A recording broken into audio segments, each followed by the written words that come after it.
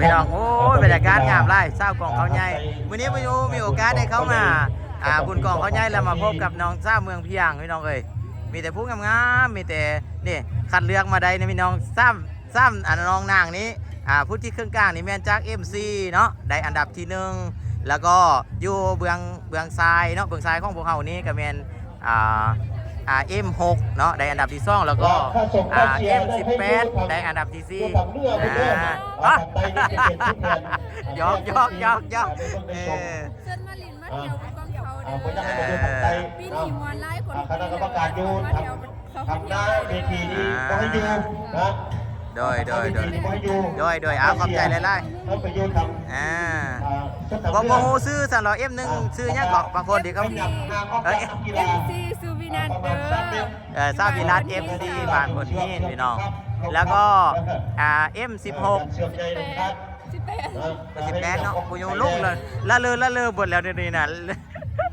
F18 ซื้อยังเนาะก็ตัวเนาะ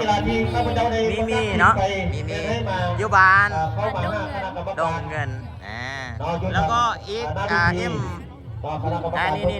พี่น้องอันนี้เป็น M6 เนาะสบายดีM6 จากบ้านซื้อน้องตาวันเหรอโดยขอบใจหลายๆเด้อขอบใจโอ้พี่น้องปีเซตอีลี่วิวมาให้คณะทีมมาเสนอเนาะมาเสนอตัวทำคณะทำโชว์ว่าทีมพวกเขาพวกนี้มีความเตรียมพร้อมแล้วพอจะได้จำไปตามผู้แข่งขันอันนี้เป็นกำลังกาเกียมพี่น้องเพื่อนกระท่ายโฮมไทยอย่างต่างๆจะเปลี่ยนบ้านชุบสะบันเลยบ้านดาชิงให้เกียรติมาเด้อประกาศโฆษกประกาศดิแมนประกาศเพื่อจะแข่งขันกีฬาตามใจกันเลยเนาะกีฬาดึงเสือกคนนั้นดึงต้องซิกนักกีฬาพี่น้องเนาะขอบใจทุกคนที่เข้ามาเบิ่งบ้านชุบสะบันบ้านดาชิงผู้ที่ซ่อมจะเป็นบ้านนาตาลบ้านอย่างเจริญผู้ที่สร้างกองพันเก่า2แล้วก็หมอซ่อมมีภาษางานแข่งขันกีฬาพี่น้องก็ได้หมอซ่อมมุกเทียงหมอซ่อมนาตาลอันนี้เป็นครูที่ได้ประกบครูกันแล้วกำลังเตรียมเสื้อกันอยู่แข่งกับครูนี้คนซ้อมมาจะไปแข่งกันผู้ใดพบกับผู้ใดจะไปทำกระพิกจังหวะเป็นเชี่ยขัดออก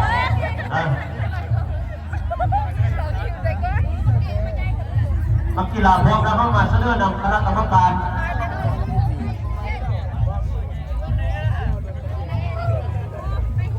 โอ้สบายดีทุกคนสบายดีคุณกองเขาสบายดี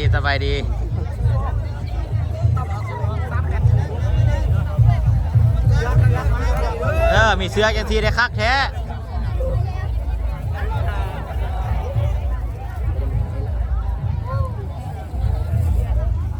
ภาษาสัมพันธ์ภาคค่าเชียร์เนาะค่าเชียร์ทีมกีฬาจังหวัดสวนยุทธยุทธไตนี่ออกไปยุทธข้างเด้อทางไตนี่ครับแท้ผู้แทนไปยุทธีเบิ้งโมเห็นเนาะทางไตนี่หยับใจใช้ช่วยไปอยู่ทางสุดอยู่แค่มายกเย็กขึ้นลองมึงดู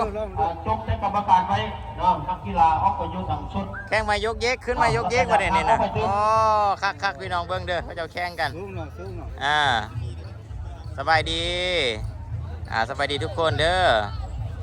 เอาจากน้อยเพื่อจะมีการแข่งขันพี่น้องเนาะติดตามเบิ้งต่อไปเดี๋ยวมีสีไทยบรรยากาศนะพี่น้องเดี๋ยวเบิ้งแบบรัวๆเลยเนาะสำหรับพี่น้อง YouTube เนาะการติดตามเบิ้งเป็นตอนและพี่น้องอยู่ทาง Facebook ก็สามารถเบิ้งจะไลฟ์สดอยู่เลยตอนนี้เป็นอยู่ไลฟ์สดอยู่เนาะมีคนเบิ้งอยู่สดอยู่400 กว่าคนบรรยากาศ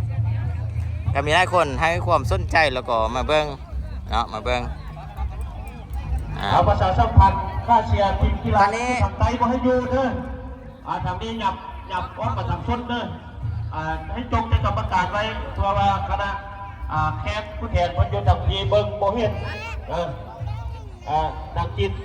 มันจะยังจับใจใช้ช่วยผู้เชียร์ข้ามในออกไปแดง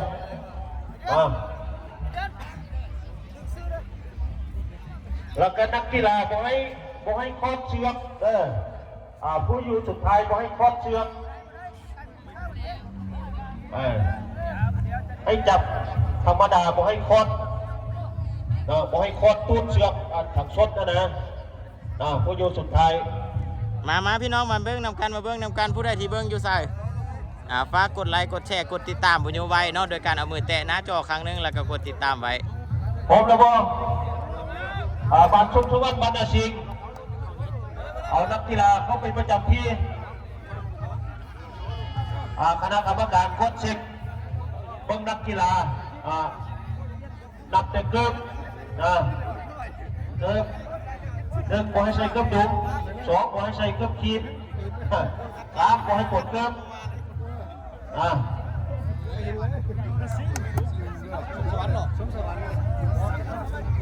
ภายหลัง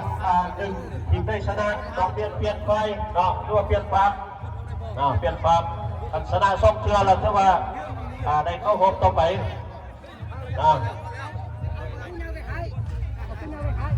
ในพี่น้องกำลังจัดทีมกันใช่เพิ่นบอกว่าการแข่งขันก่อนที่ได้ชนะนี่ต้องดึงชนะซ่องในซ้ำเนาะ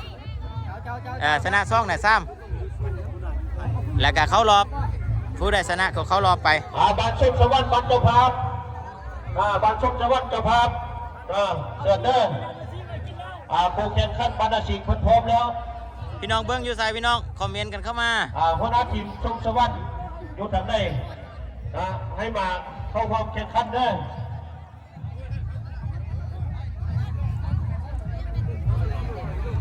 อติดตามพี่น้องทีมชมสวรรค์ให้มาเสนอตัวต่อทางคณะกรรมการจะได้แข่งอยู่ในคู่ที่หนึ่งกีฬาดึงเชือกเพชรไซแข่งกับบ้านนาชิง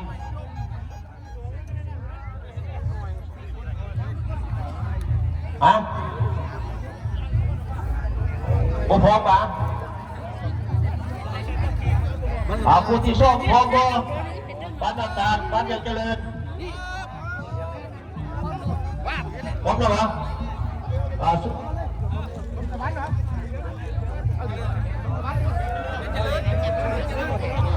บ้านนาชิงคู่แข่งขันยังบ่ทันมาเพื่อบ้านเจ้าภาพทุกคนว่าประมาณนี้ในเบื้องต้นนั้นให้เขาสดคนจนจำแล้วได้เบิ้งอยู่บ่ได้เบิ้งอยู่เนาะพี่น้องโอ้เขาบอกขอบใจหลายๆอันนี้เป็นบรรยากาศสดๆได้ที่พี่โยมาเที่ยวบุญของเขาเนาะสำหรับพี่น้องที่เขามาเบิ้งสดอยู่ทาง YouTube อยู่ทางFacebook เนาะจะฝากกดไลค์กดแชร์คอมเมนต์กันเข้ามามีความคิดเห็นเป็นอะไรผู้ใดอยากเบิ้งมุมกวางกับไปเบิ้งอยู่ในยูทูบเยอะๆพี่น้องผู้โยไทยผู้โยไทยอีกหน่วยนึงเนาะเป็นวิดีโอใน YouTube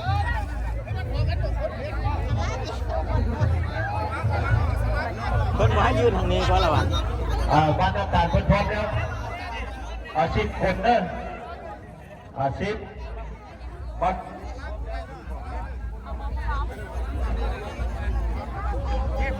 ไวช่วยเราแดดฮอนไม่ได้เดี๋ยวทำใจนี่นะหยับออกให้แน่เนี่ยเพิ่นบอกว่าหยับออกจากนี้หยับออกจากทางหลังคนโบเรียนหยับออกให้แน่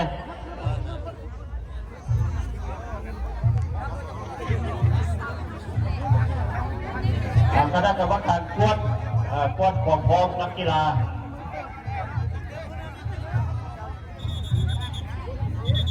10นับเด้อ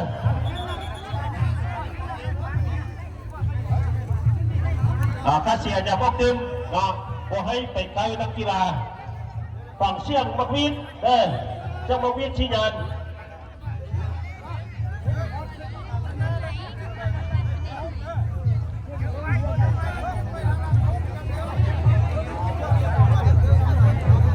แต่ละไปเล่นมีความเจ็บพร้อมฝั่งเตเชียงมักวินพ้นชี้ยันนะคือว่าดึงรถ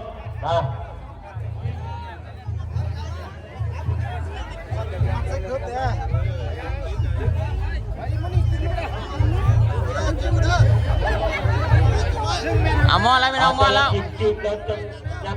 ชี้ยันโอ้ข้าเสียนี่หยับประกาศหยับออกไล่ก็เบา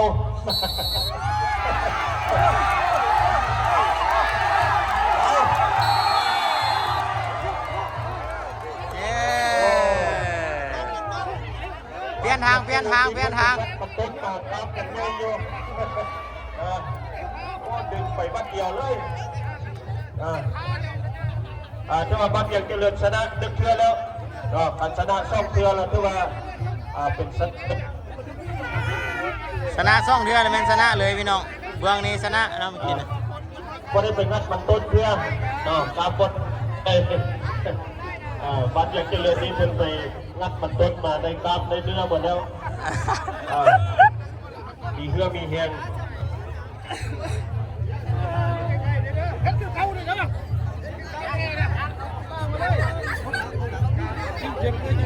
แต่ละทีมเกีย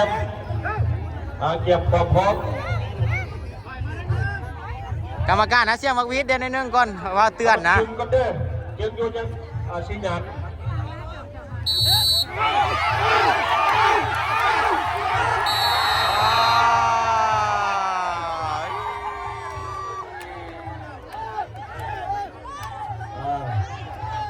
ตัวพุทธมาบ้านเพียงเจริญเข้ามอบต่อไปตัวเว็บปัจเจียเว็บปัจเจียตัวมาถึงช่องเชื่อตัวมาเป็นโกโฆษณาตัวมาตกไปเลยตกไปเลยติดตามต่อไปพี่น้องติดตามต่อไปอันนี้แม่นเป็นงานที่สั้นเนาะที่สั้นการแข่งขันเทศกาลบุญกองเขาเป็นงานมันต้นในกรามแล้วก็มาวัดคมแหงมาวัดคมแหงกล้องแต่ละกำลังเสาลุงกล้องแต่ละบานเป็นมาผู้ที่หนึ่งสมสวรรค์ท่านไม่อยู่พี่ใดมาเฝ้าอยู่พี่ก็ได้นะบ่ได้บ่ฮอดบ่ฮอดไม่บ่ฮอดเรามาปะนึงเราบ่ฮอดบ้านชนชาวบ้านมาแล้วบ่มาเสนอเลยมีแต่บอกเขาจะเอาแป้งอันนั้นพุ่นนี้ยกเนี่ยเสาส้มกับกำลังไปบอกเขาจะเอายกอันน่ะเศร้าสัญญาณตัวนั้นพุ่นน่ะตัวอยู่อันน่ะฮับสัญญาณเลยทำไปคูทีซีก่อนคูทีซับเสาส้มกำลังมาคูทีซี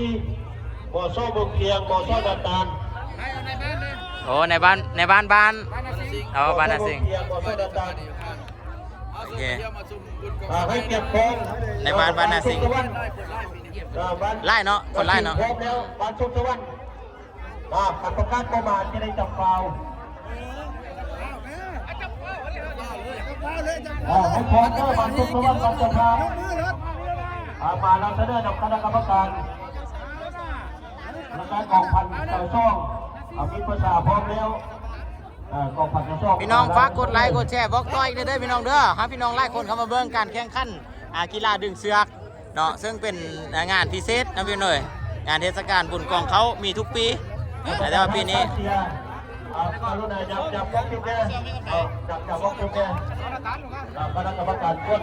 สบายดีเบิ่งด้วยพี่น้องนักกีฬาวันใดใช้กำลังวันใดใช้ด้วยเรียนสบายดีพี่น้องเอ้ยให้การเชียร์กับออกทางติ้งบอให้ไปซุ่มไล่จะได้ให้ใจช่วยนักกีฬาก็โอเคมาเบิ่งผู้ชมไล่พี่น้องเอ้ยไปเบิ่งตัวเองเด้อเอาโทรศัพท์ขึ้นมาพุ่นละหน่วยกดไลค์กดแชร์รถไล่คนเข้ามาเบิ่งนี่ห้าเบิ่งยากได้พี่น้องเอ้ยบุญกองเขานี่ปีนึงมีแต่เทื่อเดียวภาษาเมืองเพียงนี่1 2งามเอา1 2เอาไล่คนเดียว1 2นักกีฬาพวกนี้นะหมอซ้อเมืองเพียงคณะกรรมการ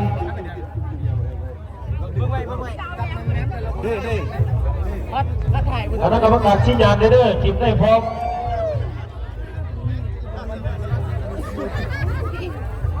ประกาศสัญญาจะเอาสบายดีพี่น้องจักคิมแคนว่าทุกคนว่าสบายดีจักแคนาดาเด้อพี่น้องสามารถคอมเมนต์กันได้เนาะอยู่บนอ่านคอมเมนต์ไล่เดินออกจากชุดแสดงนักกีฬาจะได้เข้าร่วมแข่งขัน ปัจจุบันนี้ ไก่เส้นแล้วเด้นี่ไง ยังทำ เดี๋ยวบอกนะเบิ่งก่อนไก่เส้นนะบ่ได้ไก่เส้นแท้ จะได้จับเปล่า บ่ได้ไก่เส้นนะเบิ่งดูยับไก่เส้นแล้วยับเอาคืนนะผู้ไทยเด้ต้องไก่เบิ่งผู้ได้ไก่เส้นนะยับออกไปเบิ่งดูพี่น้องบ่ฮู้ระเบียบนี่นะยับไปเด้อเบิ่งทางนี้ก็ได้ไก่เส้นนะเบิ่งเด้อผู้ได้เบิ่งเด้อพี่น้องยับออกเด้อไก่เส้นแล้วนี่นะอ้าวแท้มึงแม่นี่เบิ่งเด้อพี่น้องเบิ่งเด้อผู้ได้นะยับออกไก่เส้นแล้วนี่นะเอาเฮ็ดเป็นระเบียบบ่ต้องหุ้มเข้ามานี่บ่ดอก โอ้ซ้อมเบิ่งเกียม ยักเข้ากองอีก ให้เกียมเลยเด้อ นักกีฬาบ่ฮ้อมมาได้ พระเจ้าได้ประกาศไปทีมได้พร้อมให้มาชนะเดียวคณะกรรมการ ยังเฮียนไปเดี๋ยวมึง ครับเจ้าประกาศเติมปูมาจะได้จับเปล่าจับเปล่าเพราะว่าแก้ยาวเวลาประจังพรยังจะได้กันกีฬายกยิงยังจะได้กันขั้นกีฬาแดนไทยจากหลายประเภทกีฬาก็จะได้ให้มันเร็วตอนเช้า อ้าวพี่น้องบ่มาง่ายๆนี่คิดว่าจังใดเนี่ยป่ะนี่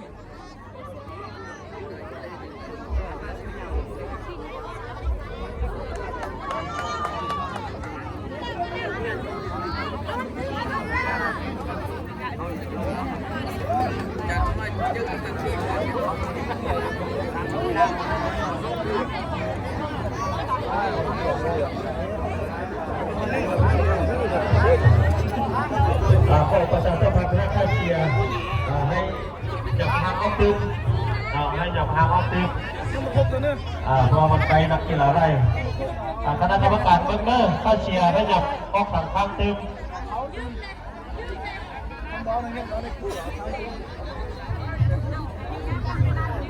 จับกองด้วยนี่เด้เอา2 อันนี้อีก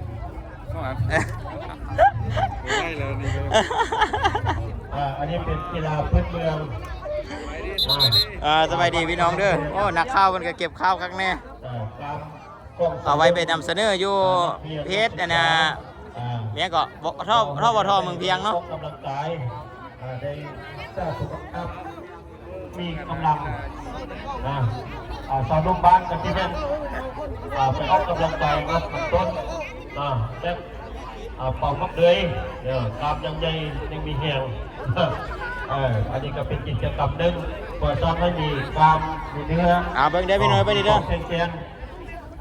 เอาหลังจากจบคู่นี้ปุญโญกันสิข้อพักก่อนเลยสำหรับวิดีโอนี้เนาะฝากกดไลค์กดแชร์ให้คนหลายคนมาเบิ่งพร้อมกันพี่น้องแบตเตอรี่กับที่มืดแดแล้วก็อันนั้นเนาะอันนี้ปุญโญก็บันทึกยาวเลยบางคู่แข่งขันกันยังโบทันได้เกี่ยมพร้อมมาวันซะ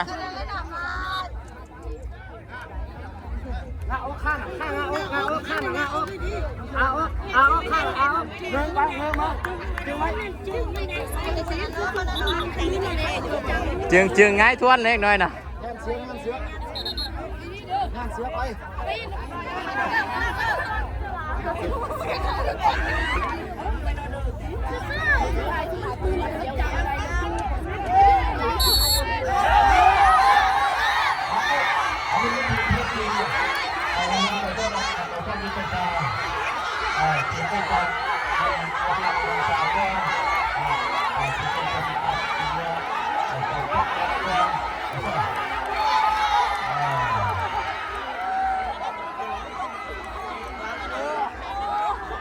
ถึงได้ชนะถึงได้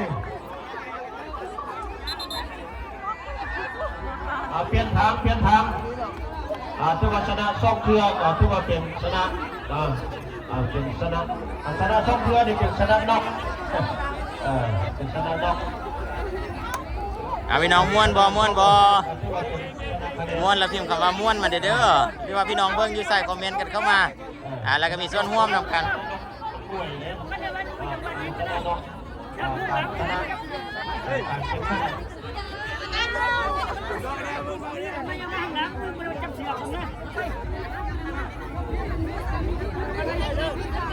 เมื่อกี้เบื้องนี้เสียได้พี่น้องเบื้องนั้นเสียเนาะเบื้องนี้ชนะ ส้มเสียนักกีฬาดึงเสือกเด้อ ประชาสัมพันธ์ทางค่าเชียร์เติมเนอะจับนายใส่ช่วยยกเติมแน่ ถ้อยแด ช่วยยกจับนักกีฬาเติมจะได้นักกีฬาจิงค่าเอฟซี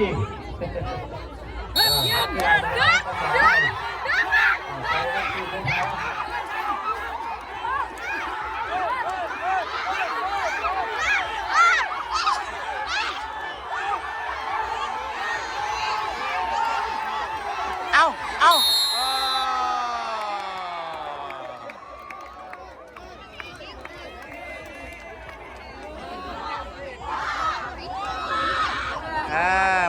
มวยบ่ คนละเพื่อนเลยชนะเร็วกว่า ชนะคาดเลยคู่นี้ ทีมชนะจังหวัดกำลังมาต้อนอาจารย์มีเฮงกว่า ขอบใจพี่น้องสำหรับพี่น้องที่ติดตามทาง YouTube เนาะบุญโยกาสิขอจบเพียงนี้ก่อนเดี๋ยวเบิ่งคู่ต่อไปเดี๋ยวบุญโยจะถ่ายให้พี่น้องเบิ่งเติมเนาะขอบใจเด้อขอบใจ